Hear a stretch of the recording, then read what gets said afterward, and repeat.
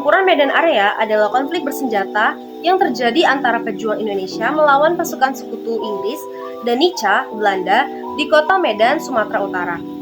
Pada masa awal kemerdekaan, tepatnya sekitar tahun 1945 sampai dengan 1947, pertempuran ini merupakan bentuk perlawanan rakyat terhadap keinginan Belanda untuk kembali menjajah Indonesia yang pada saat itu sudah merdeka. Berikutnya adalah latar belakang dari pertempuran Medan Area, yaitu menjelang akhirnya Perang Dunia II, Sekutu sepakat untuk membuat Hindia Belanda akan berada di bawah kewenangan Komando Asia Tenggara. Pada 9 Oktober 1945, pasukan Sekutu dipimpin oleh T.D. Kelly serta gabungan pasukan Nica mendarat di Pelabuhan Belawan di Medan dengan tujuan menegakkan kembali kekuasaan Belanda atas kepulauan tersebut.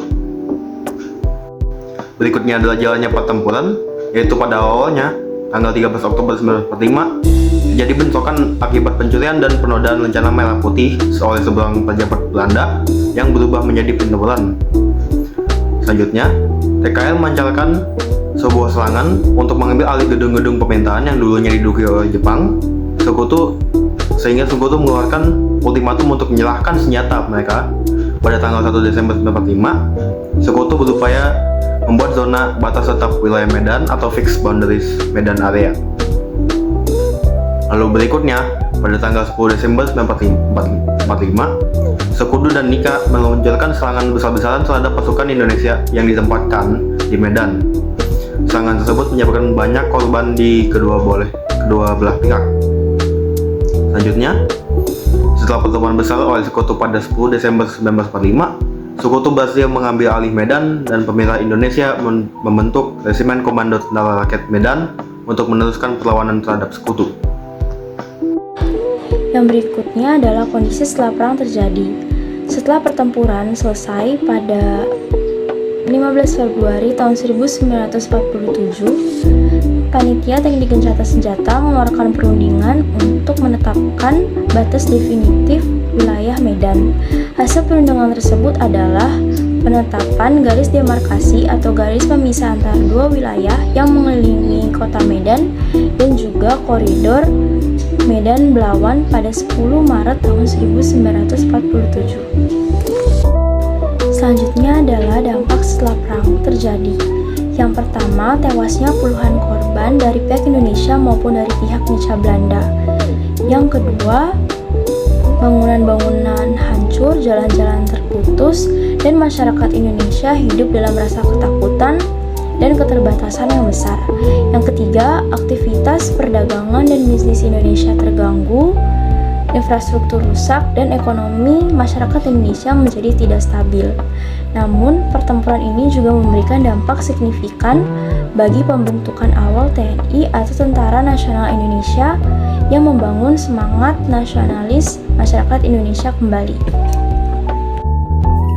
Kesimpulan dari pertempuran Medan Area adalah perjuangan rakyat Medan melawan pasukan Sekutu dan Nica yang ingin merebut kembali Indonesia setelah proklamasi.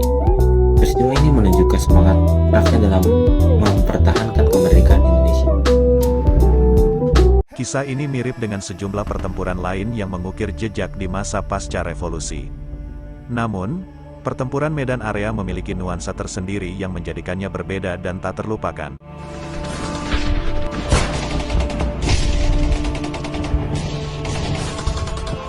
Cerita dimulai pada tanggal 9 Oktober tahun 1945, ketika pasukan Inggris di bawah pimpinan Brigadir Jenderal T.D. Kelly mendarat di Sumatera Utara, datang dengan tampilan sekutu.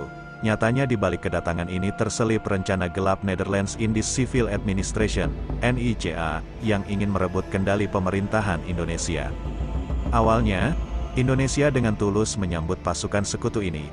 Mereka diizinkan menginap di beberapa hotel di Medan, sebagai tanda hormat terhadap peran mereka dalam penanganan tawanan perang Jepang. Namun, sikap baik ini tidak dihargai dengan baik. Suasana menjadi tegang dan gejolak konflik tak terhindarkan.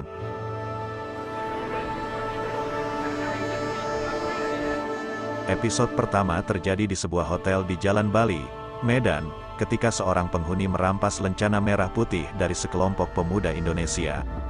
Tindakan ini memicu kemarahan para pemuda Indonesia. Pada tanggal 13 Oktober tahun 1945, para pemuda ini melancarkan serangan balasan yang merusak fasilitas hotel tersebut. Ironisnya, insiden sepele inilah yang menjadi bumbu pemicu terjadinya pertempuran medan area yang besar dan serius. Peristiwa ini menjadi semacam cambuk yang memicu gelombang aksi dan insiden di seluruh Sumatera Utara. Rasa marah dan semangat perlawanan meluas, memperkuat tekad para pejuang, tak hanya menghadapi ancaman fisik, tetapi juga intimidasi. Sekutu berusaha memaksa bangsa Indonesia menyerahkan senjata mereka melalui berbagai langkah ultimatum. Namun, dalam keadaan genting itulah, semangat patriotisme terus berkobar. Rakyat Indonesia dengan penuh keberanian memilih untuk menghadapi ancaman ini.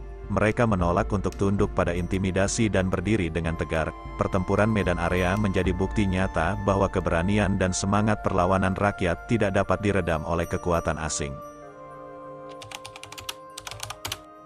Pada tanggal 9 Oktober tahun 1945 menjadi saksi bisu dari awal sebuah kisah heroik yang tak akan terlupakan dalam lembaran sejarah Indonesia. Seperti halnya pertempuran-pertempuran bersejarah lainnya pada masa revolusi, pertempuran medan area dimulai dengan langkah berani pasukan sekutu yang menginjakan kakinya di bumi yang kaya budaya ini. Namun, di balik tirai pertemuan diplomatik, tersembunyi konspirasi yang akan mengubah nasib bangsa. Pasukan tersebut dipimpin oleh sosok berwibawa, Brigadir Jenderal Ted Kelly. Berbekal semangat keadilan, pasukan ini tak sendiri. Mereka membawa bersama mereka Brigade 4 dari Divisi India ke-26. Namun, perjalanan mereka bukanlah sekadar pergerakan biasa. Kehadiran mereka dirangkul oleh sosok-sosok dari Netherlands Indies Civil Administration (NICA), yang dengan senyap telah merancang langkah permainan mereka sendiri. Kota Medan yang indah menjadi saksi bisu atas pertemuan ini. Hotel-hotel terkenal seperti Hotel De Boer, Grand Hotel, dan Hotel Astoria menyambut tamu-tamu baru ini. Tapi di balik keramah tamahan, tersembunyi ketidakpercayaan dan niat tersembunyi dari pihak Republik Indonesia di Sumatera Utara. Mereka mengira bahwa kehadiran sekutu dan NICA semata untuk mengurus tawanan perang Jepang.